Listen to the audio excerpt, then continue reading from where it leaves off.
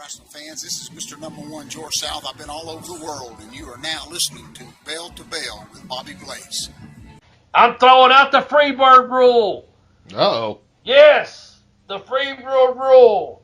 Number one, greatest of all time heel. Get ready for it. Are you ready? I'm ready. And now presenting the toast of the coast, that human icon, Gorgeous George. Without Gorgeous George, you may not even have fucking a heel in professional wrestling. You may not even have fucking TV wrestling. Gorgeous George, the outrageous bad boy wrestler who created American pop culture, who influenced Muhammad Ali. Hold it. You're not that pretty. I'm a bad man. Wait. And James Brown. If you are a John Waters fan, which I am, Divine, the outrageous drag queen, she was a homage. She played homage to the gorgeous one, George. He went from a clear-cut, clean baby face to the peroxide blonde bracket. He was the toast of the coast, the sensation of the nation. And we don't have heels in professional wrestling. They said he might have fucking sold more TVs than Milton Berle. I don't know. I'm just saying, without that fucking bobby pin, and without his fucking girl out there spraying the fucking perfume, and without the power that eventually the TV, who they did not even understand at the time, the power that it had. The coast, the TV stars did. Gorgeous George actually called them Georgie pins, not bobby pins. Right. There's Gorgeous George throwing out the gold Gorgeous Georgie pins, not bobby pins. Those are gold Gorgeous Georgie pins that he is throwing. He's getting some more pins, and he's going to throw them to the people around the ring.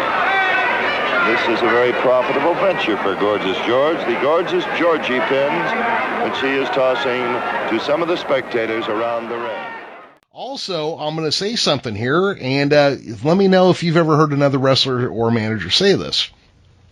Win if you can, lose if you must, but always cheat. That was coined by Gorgeous George. I did not know that, but yes, yeah. I know exactly who said that. But anyway.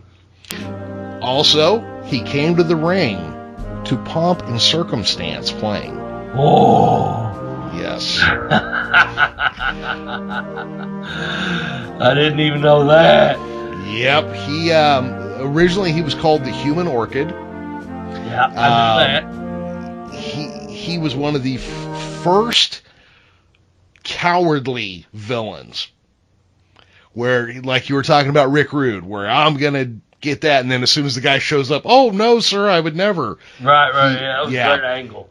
Yeah. And most often, his ring entrances ran longer than his matches. Yep. He took forever, didn't he, to take his robe off or whatever? Yep. Wasn't that his deal? That and the Georgie pins and the spray and the perfume. Yeah, didn't he take forever to take all that off? Didn't that actually last longer than his matches? That was one of the things, yeah. And his valets would come out and they'd spray the ring, and then the referee would come over to check him for weapons and the greatest heel of all professional wrestling. May he have been the first ever heel on an international level of television and pop culture. Could he have not have been? Was there another heel at that time on a TV show, because it was in the infinite days of television? Was there another heel at that time, that did that? I don't even know. I'm just putting that out there, because I'm intrigued myself. That would be an interesting question to look at, because this was the early days of network television wrestling. Yes. And wrestling, well, here's a simple thing. You'll hear Jim Cornette talk about this, but back during this time, a big star in wrestling would be as well known as Lucille Ball was. Yeah. What a fucking compliment that is. Yeah, huh? yeah.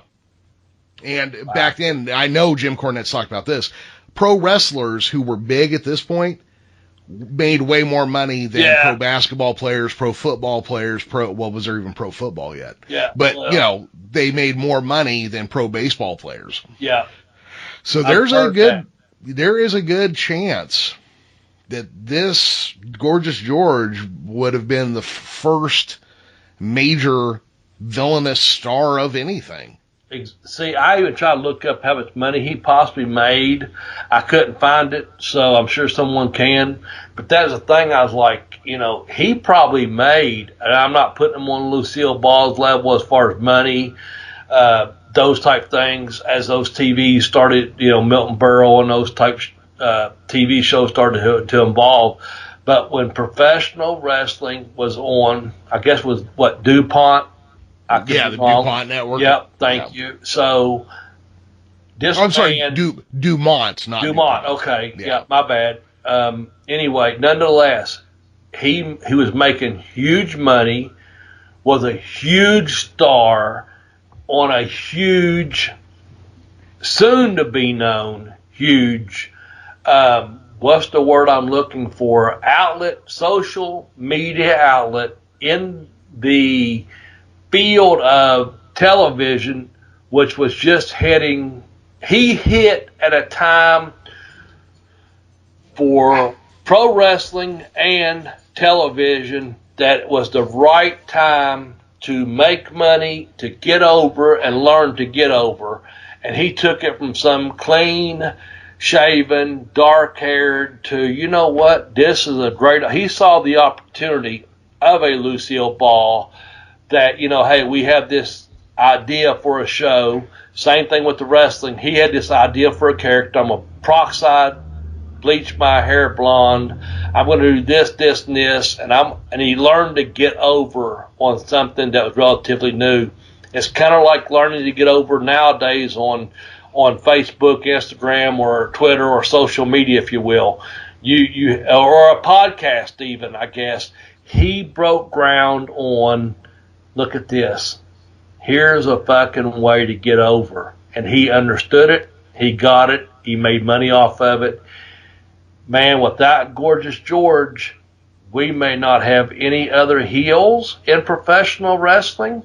And more importantly, we may not have ever had professional wrestling on television if it wasn't for Gorgeous George. And that's why I saved that Freebird rule to break out on you today. Well, that was a hell of a time to use it and the right person to use it for. Thank you. I saw a wrestler once named Gorgeous George, and the place was jam-packed with people. Cars was lined up for miles. They hated Gorgeous George. They wanted him to beat, but they paid $100 for a ringside seat. So Gorgeous George walked out with his pretty silver hair, and he was walking so proud, and people was woo, throwing popcorn at him. He said, you bums. He was hollering at the fans. I don't care nothing about you. And like, I can't lose. If I lose, I'll cut all my blonde locks in the ring.